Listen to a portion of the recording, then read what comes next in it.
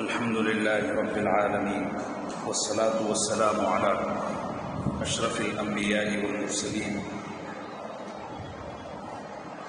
سيدنا ومولانا محمد وعلى آله وصحبه أجمعين أما بعد. قال تعالى في كتابه المجيد والفرقان الحميد: أعوذ بالله من الشيطان الرجيم، بسم الله الرحمن الرحيم. واتبعوا ما تتلو الشياطين على ملك سلیمان. اور یہودیوں نے اتباع کی اس چیز کی جو پڑھ کر سناتے تھے شیاطین حضرت سلیمان علیہ السلام کے بادشاہت کے دور میں.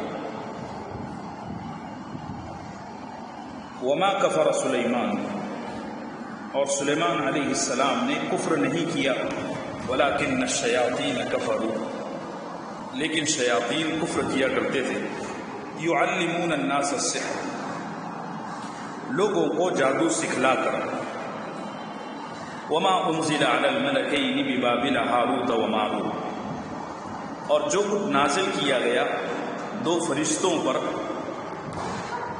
یعنی ہاروت اور ماروت پر، بابل شہر میں. وما يعلمان من احد، اور وہ نہیں سکھاتے تھے کسی کو، حتی یقولا، یہاں تک کہ کہہ دیتے، انما نحن فتنۃ، ہم تو بس آزمائش ہیں، فتنہ ہیں. فلا تکفر، تو تو کفر مت کر. فیتعلمون منہما ما یفرقون به بین المرء وزوجہ، تو یہودی سیکھ لیا کرتے تھے ان دونوں فرشتوں سے اس چیز کو جس کے ذریعے وہ جدائی کر دیتے تھے شوہر اور بیوی کے درمیان. وما هم بضارین به، اور وہ نہیں نقصان دے سکتے، وما هم بضارین به من احد، اور وہ نہیں نقصان دے سکتے اس کے ذریعے کسی کو بھی، الا باذن اللہ، مگر اللہ کے حکم سے. وَيَتَعَلَّمُونَ مَا يَضُرُّهُمْ وَلَا يَنفَعُهُمْ، اور وہ سیکھ رہے ہیں وہ چیز جو نہ نقصان پہنچا سکتی ہے اور نہ نفع پہنچا سکتی ہے. وَلَقَدْ عَلِمُوا، اور یقیناً انہوں نے جان لیا، لَمَنِ اشْتَرَاهُ، اس چیز کو جس کو انہوں نے خریدا، مَا لَهُ فِي الْآخِرَةِ مِنْ خَلَاقٍ، کہ ان کے لیے آخرت میں کوئی حصہ نہیں ہے. وَلَبِئْسَ مَا شَرَوْا بِهِ أَنفُسَهُمْ، اور بڑی بدترین ہے وہ چیز جو انہوں نے خریدی ہے اپنے واسطے. لَوْ كَانُوا يَعْلَمُونَ، کاش کہ وہ جان لیتے. وَلَوْ أَنَّهُمْ آمَنُوا، اور اے کاش یہ یہودی ایمان لے آتے نبی کریم صلی اللہ علیہ وسلم پر اور قرآن. وَاتَّقَوْا، اور تقوی اختیار کرتے، ڈر جاتے. لَمَثُوبَةٌ مِّنْ عِندِ اللَّهِ خَيْرٌ، تو ثواب ہوتا ان کے لیے اللہ کے پاس سے بہت بہتر. لَوْ كَانُوا يَعْلَمُونَ، کاش کہ وہ جان لیتے. اس سے پہلے کی جو 3 آیتیں ہیں کہاں ہیں؟ وَلَقَدْ أَنزَلْنَا إِلَيْكَ آيَاتٍ بَيِّنَاتٍ، یہ 3 آیاتوں کا ترجمہ میں نے آج نہیں کیا کیونکہ پچھلے ہفتے اس کا ترجمہ ہو چکا تھا اور آج ہمارے پاس ٹائم بہت کم ہے. 1:15 بجے تک ہی درس چلے گا.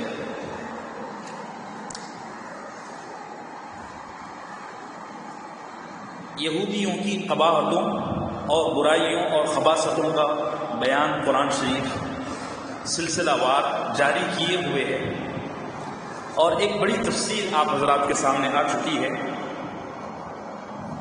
یہ جو 3 آیتیں ہیں، وَلَقَدْ أَنزَلْنَا إِلَيْكَ آيَاتٍ بَيِّنَاتٍ، تو یہ پہلی آیت ہے سورہ بقرہ کی، یعنی جو ہمارے درس میں ہے، زیر درس ہے.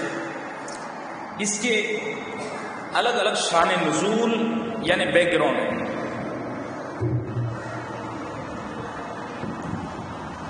اور وہ یہ ہے کہ مدینہ منورہ میں ایک یہودی ابن سوریہ تھا میں گزشتہ ہفتے اس کا تذکرہ کر چکا ہوں. دیکھو بھی ماسک لگا کے بیٹھو، بیماری ہے نہیں ہے پتہ نہیں، لیکن حکومت کا حکم ہے اس لیے اس کو عمل میں لائیں. خامخواہ مسجد میں ان کی نظر ہوگی تو کوئی اعتراض کرے گا.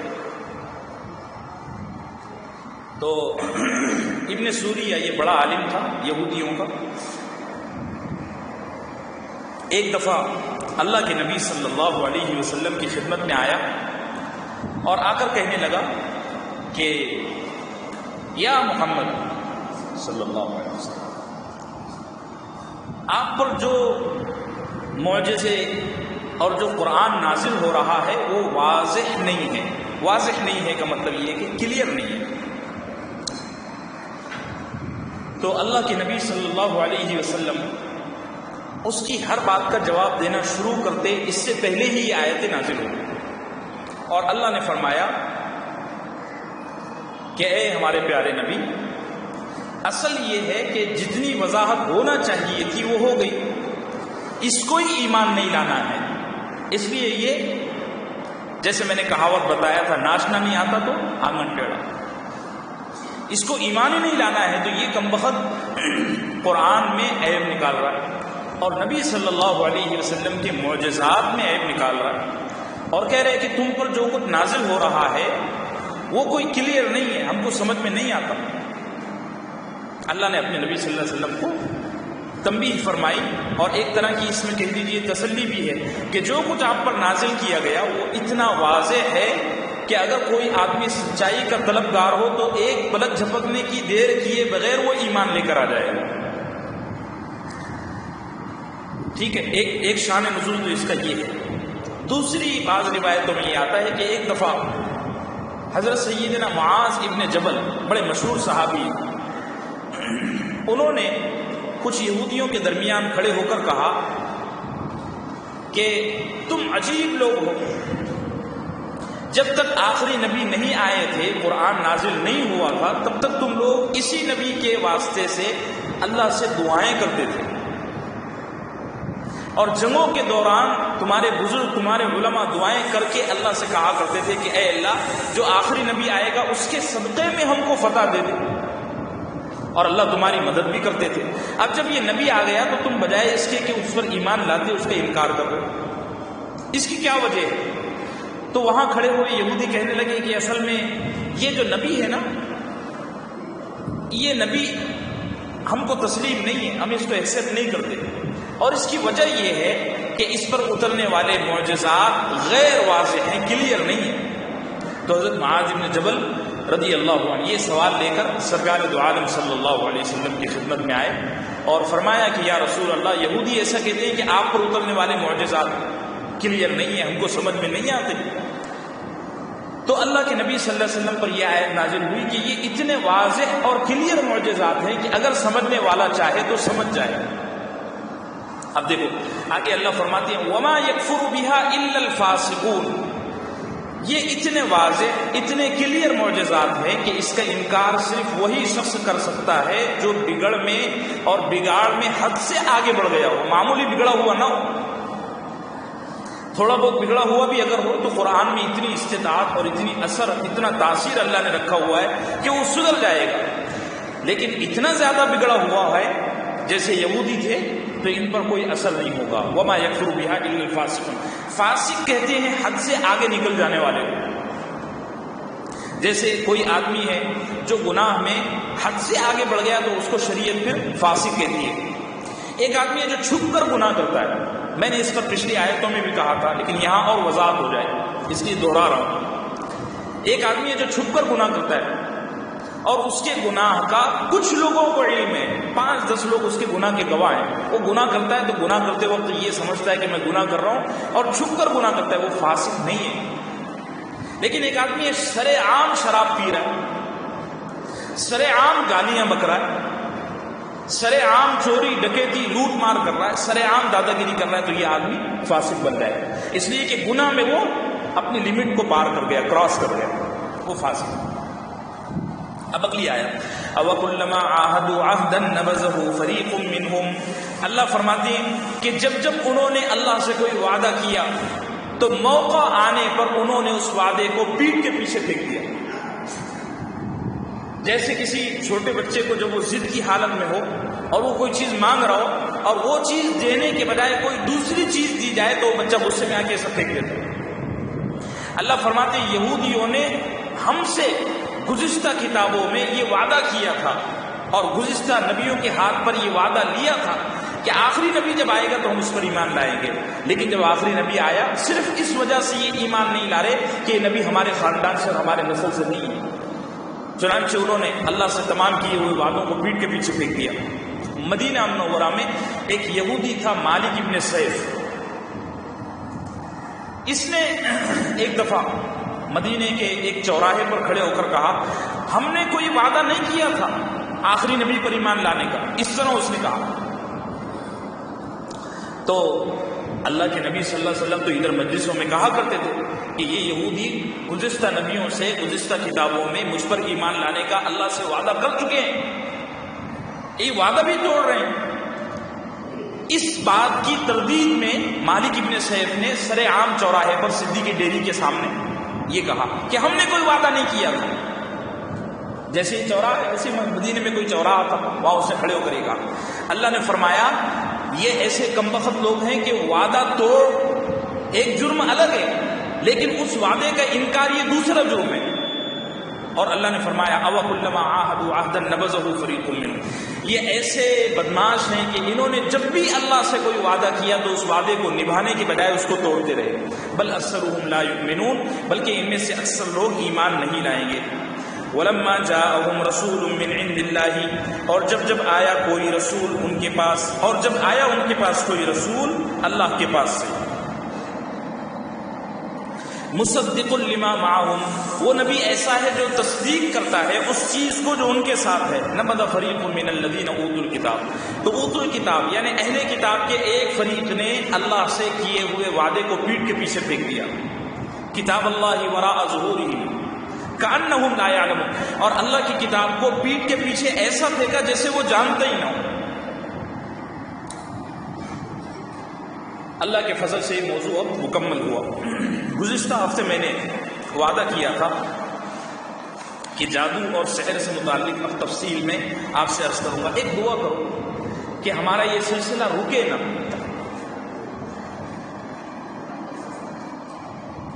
کل اتفاق سے مجھے اطلاع ہوئی کہ آج درس قرآن نہیں ہوگا, پھر شام میں اطلاع ہوئی کہ آج درس قرآن ہوگا.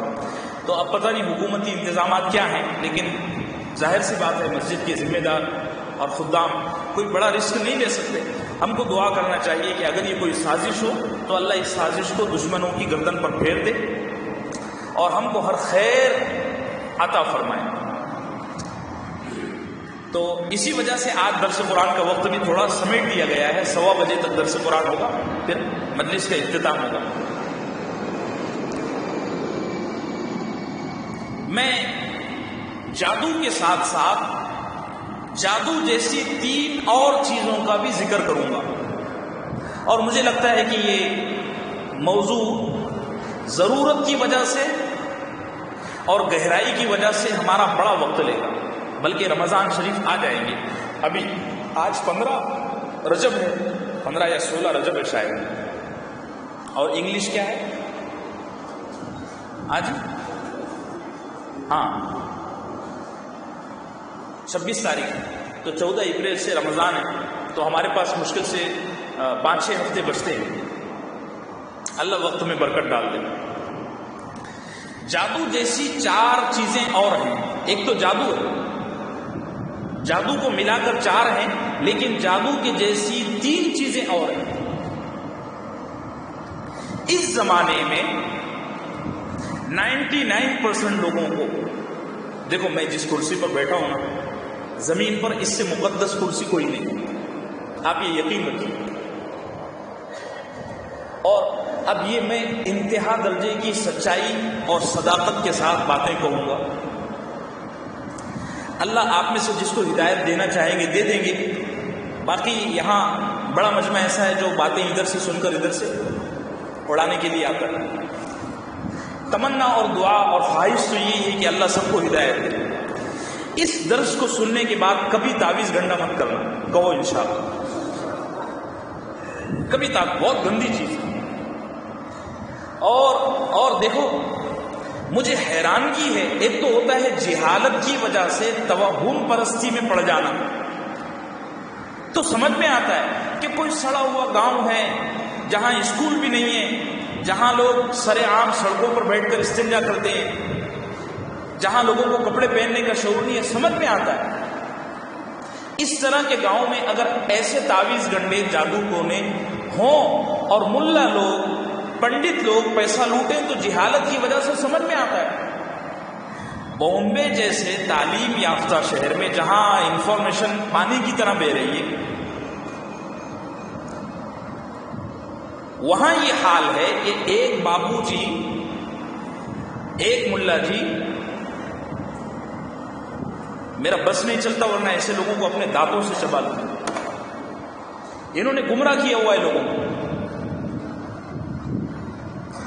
ایک بابو جی کے پاس ایک آدمی گیا کہ مولانا مجھے فلاں تکلیف ہے، فلاں تکلیف ہے۔ انہوں نے کہا میرے 5 جنات مدینہ منورہ میں رہتے ہیں، آپ ایئر ٹکٹ بک کرا کے دو، میں ان سے ملاقات کر کے آتا ہوں۔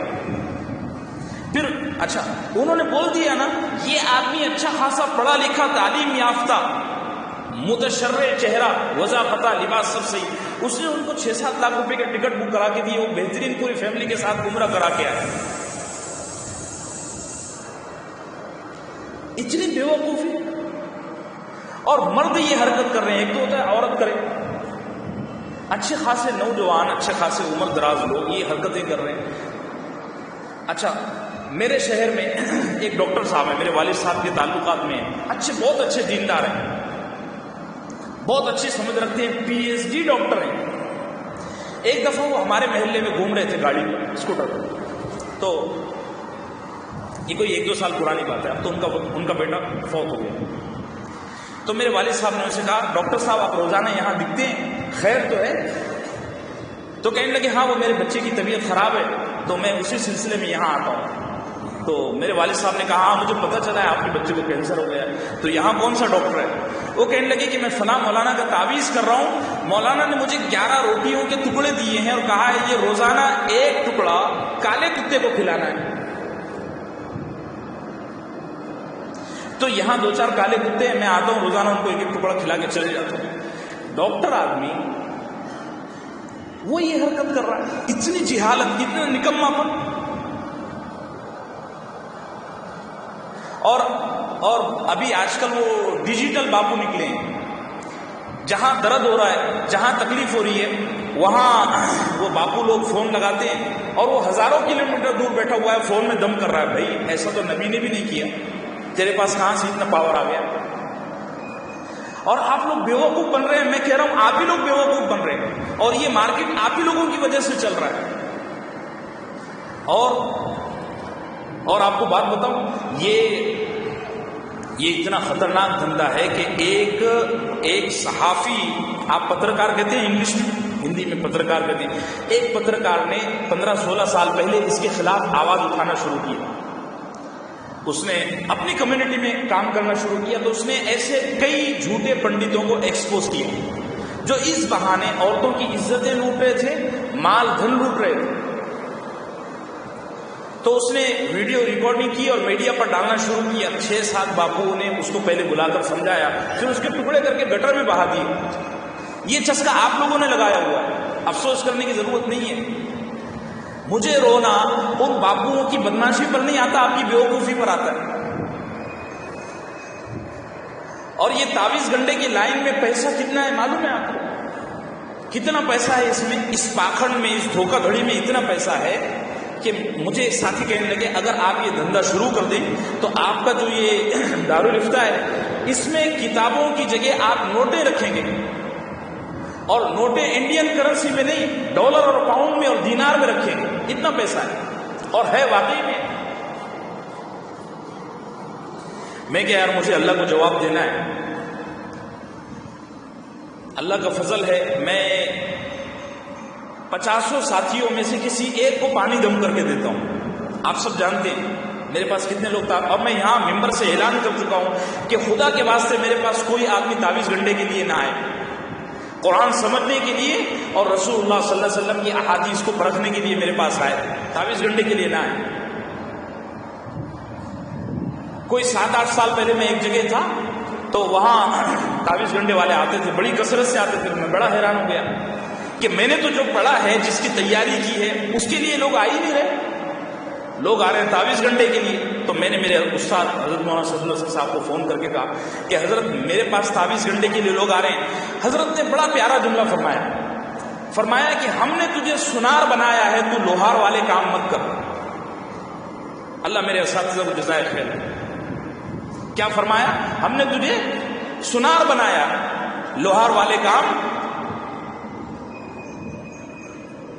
اور اس میں اکثر راجستھانی ہے، میں راجستھان کے چپے چپے گھوم کے آیا ہوں، مجھے وہاں لوگوں نے بتایا ہے مرد حضرات عرب ملکوں میں ایک پائی جوڑ رہے ہیں، اور عورتیں یہاں خالی ہیں، نہ ان کو پکانا ہے نہ کپڑے دھونا ہے، ساری چیزوں کی مشینیں گھر پہ موجود ہیں، بس عورتیں رات دن پنڈتوں کے چکر کاٹ رہی ہیں۔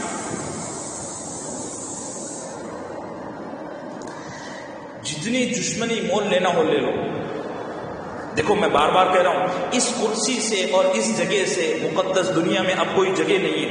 یہ جگہ مجھے رسالت مآب صلی اللہ علیہ وسلم کی وراثت میں ملی ہے، اور میں چاہتا ہوں کہ اس ذمہ داری کے بوجھ کو اللہ کے سامنے امانت داری کے ساتھ ادا کرو۔ میرا ایک درد ہے کہ تم قرآن سے جڑ جاؤ، تم دھوکوں سے بچ جاؤ۔ یہ کروڑوں روپیہ لٹا رہے ہیں، بند کرو، یہ بند ہی کر دیا کرو بھائی، عادل بند کر دیا کرو، بڑا خلل ہوگا۔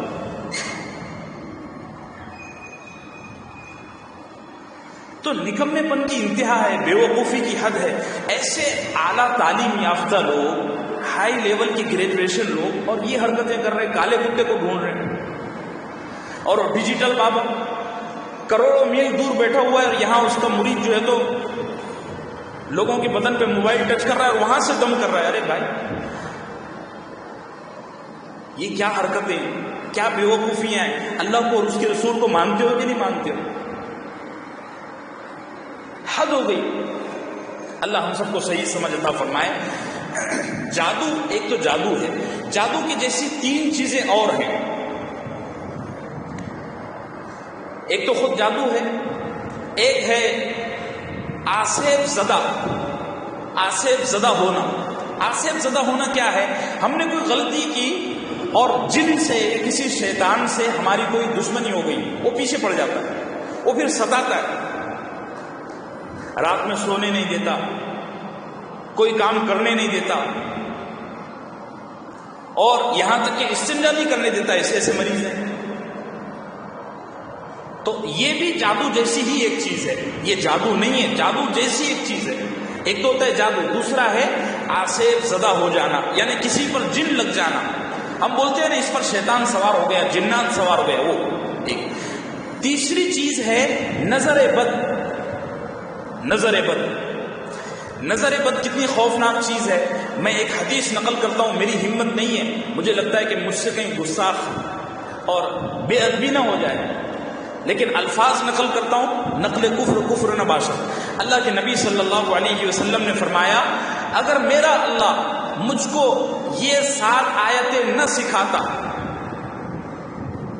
نہیں یہ میں دوسری حدیث، اللہ کے نبی صلی اللہ علیہ وسلم نے فرمایا کہ میری امت کے اکثر لوگ قضا اور قدر کے بعد سب سے زیادہ نظر بد کی وجہ سے مریں گے۔ کیسے؟ اور علماء نے اس کی مثال دی ہے، جیسے ریموٹ لاؤ، ریموٹ کا بٹن دباؤ تو اے سی بند ہو جاتی ہے اور اے سی شروع ہو جاتی ہے۔ ایسے ہی بعض لوگوں کی نظر میں ایسا خطرناک اثر رہتا ہے کہ وہ دیکھتے ہیں تو نظر کچھ نہیں آتا، لیکن ان کی نظروں سے وہ خطرناک شعاعیں نکلتی ہیں کہ جس کو دیکھتے ہیں نا، یا تو وہ چالو ہو جاتا ہے یا۔ ایک اور حدیث سناتا ہوں، میں تفصیل سے اس پر بات کروں گا، یہ چاروں چیزوں کو سمجھاؤں گا انشاءاللہ۔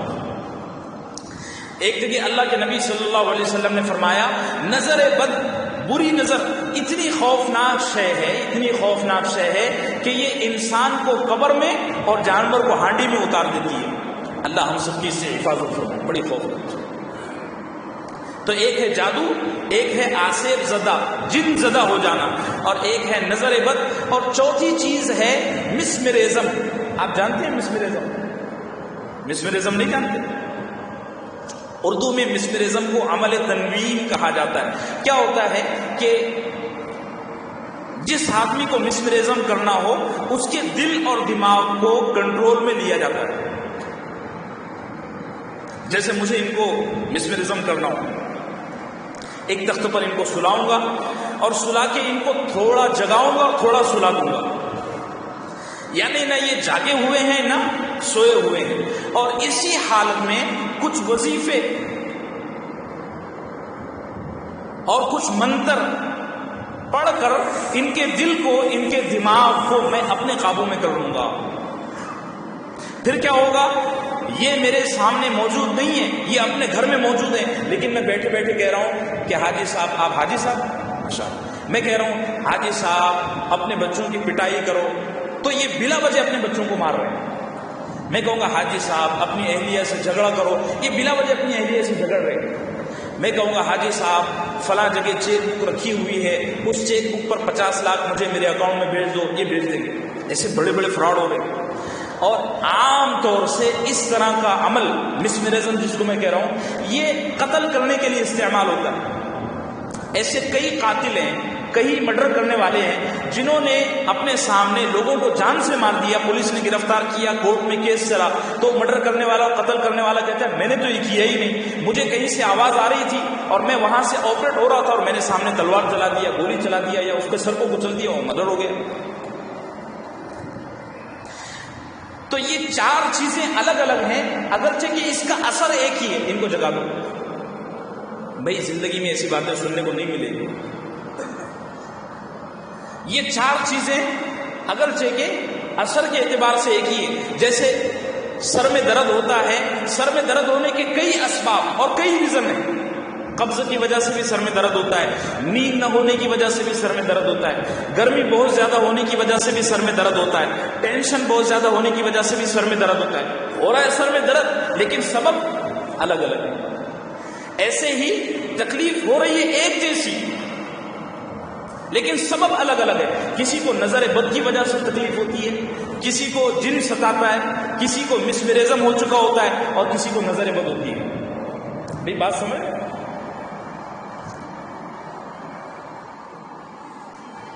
جادو کی ہسٹری کیا ہے؟ میں یہاں سے شروع کرتا ہوں۔ جادو کی ہسٹری کیا ہے؟ کہاں سے یہ شروع ہوا؟ اس سلسلے میں علماء فرماتے ہیں کہ کوئی بات صاف نہیں ہے کہ جادو کہاں سے شروع ہوا، اور مورخین نے، ہسٹرین نے الگ الگ باتیں نقل کی ہیں۔ پہلی بات تو یہ ہے کہ بعض ہسٹرینز کہتے ہیں، تاریخ لکھنے والے مورخین کہتے ہیں کہ جادو سب سے پہلے ایران والوں نے شروع کیا۔ ایران میں اس کا سب سے پہلا ایکسپیریمنٹ ہوا، تجربہ ہوا، اور وہیں سے یہ پوری دنیا میں پھیلا۔ ہندوستان میں بھی وہیں سے آیا اور عرب ملکوں میں بھی وہیں سے آیا، یہاں تک کہ افریقہ میں جو جادو سیکھا سکھایا جاتا ہے، پڑھا پڑھایا جاتا ہے، یہ بھی ایران سے چلا۔ ایک بات تو یہ ہے۔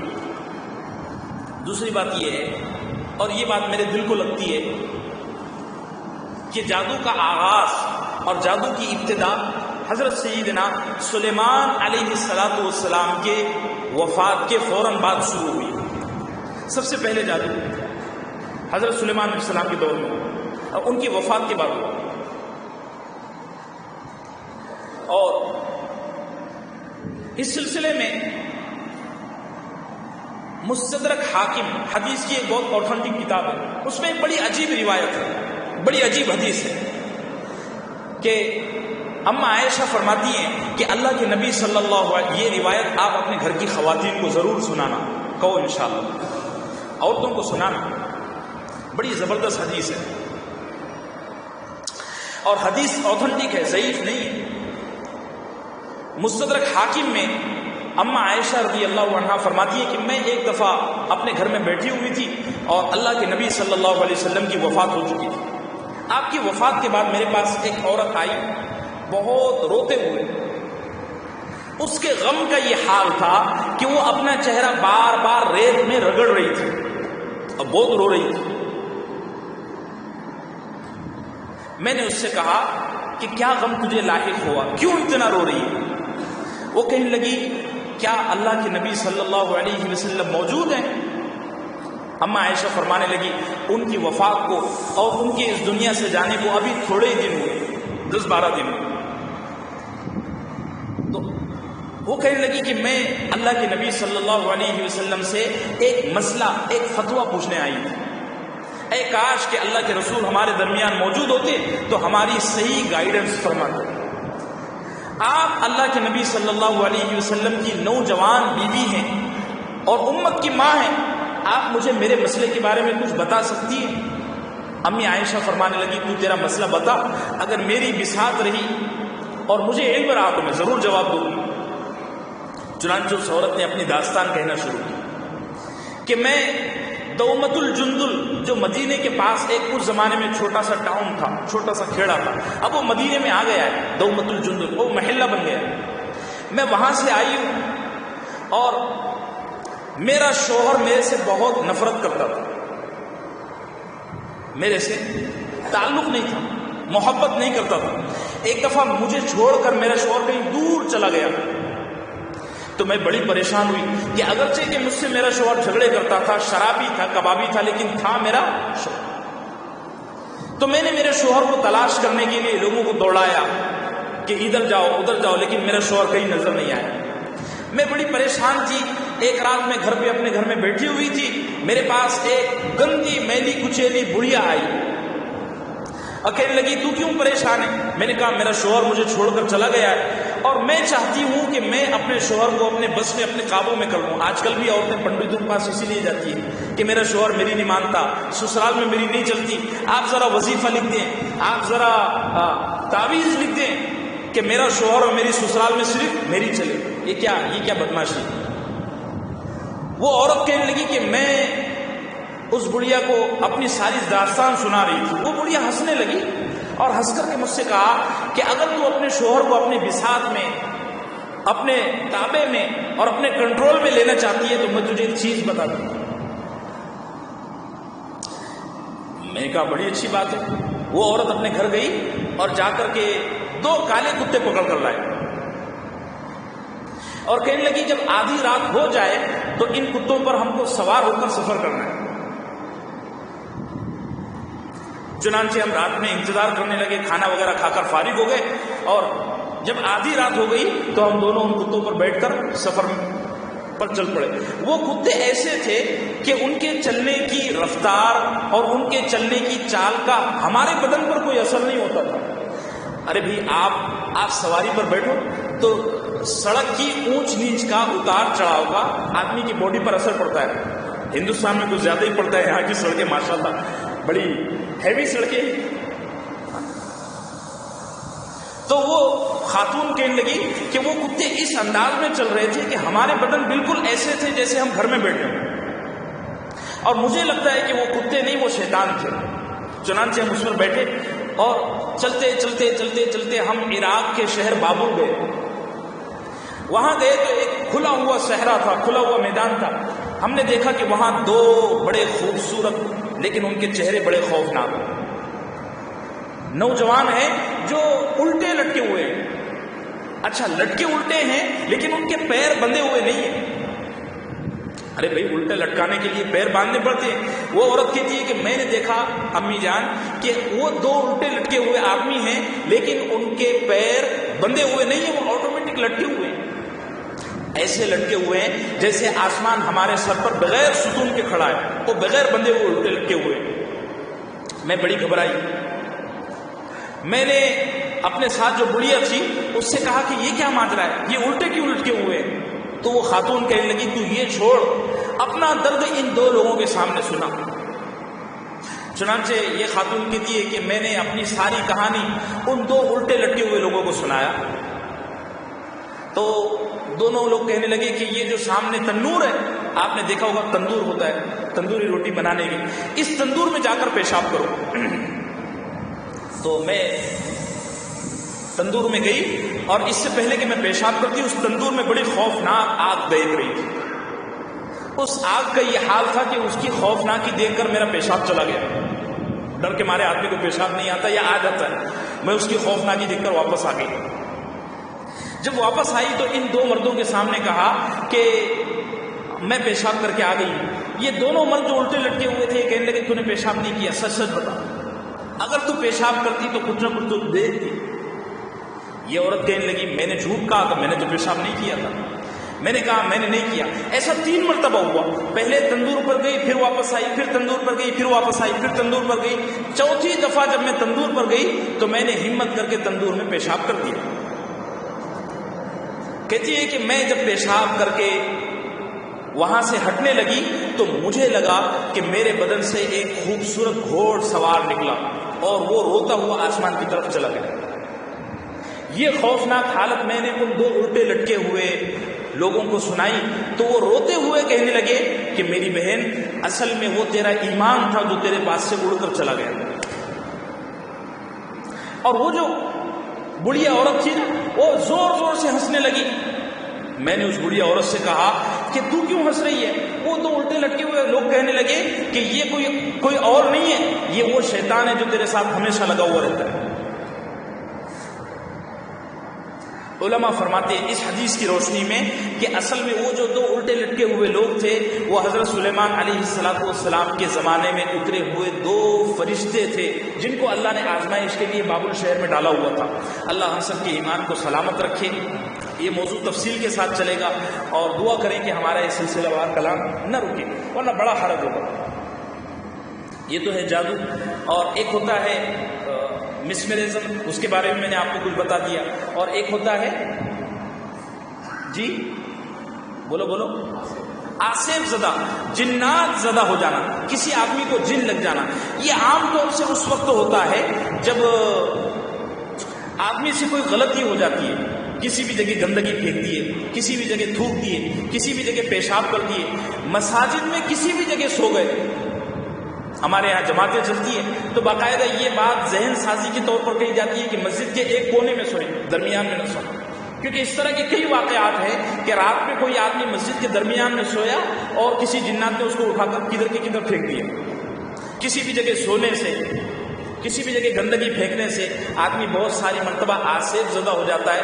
اور یاد رکھو بہت سی مرتبہ یہ بھی ہوتا ہے کہ آدمی ایمان, عمل اور علم کے اعتبار سے انتہا کو پہنچ جائے تو بعض شرارتی جنات اور بعض شرارتی شیاطین اس کو ستاتے ہیں. اللہ ہم سب کے ایمان کو مضبوط فرمائے. وصلی اللہ وسلم علی نبینا و مولانا محمد وعلی آلہ وصحبہ اجمعین. اچھا, سنڈے کا درس حدیث انشاءاللہ اس ہفتے ہوگا ظہر کے بعد. اس ہفتے بھی ہوگا, اگلے ہفتے بھی ہوگا. یہ طے ہوا ہے کہ پہلے ہفتے ہوگا اور آخری ہفتے ہوگا.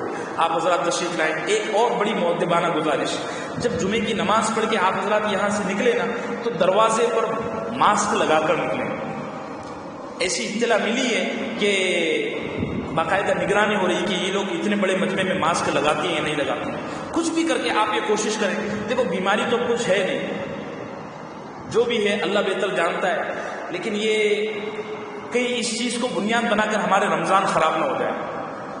ایک رمضان کیسے گئے آپ سب کے سامنے. اللہ ہم سب ہمارے خلاف جتنی سازشیں ہو رہی ہے ان کو اللہ دشمنوں کی گردن پر پھینک. صلی اللہ علیہ وسلم.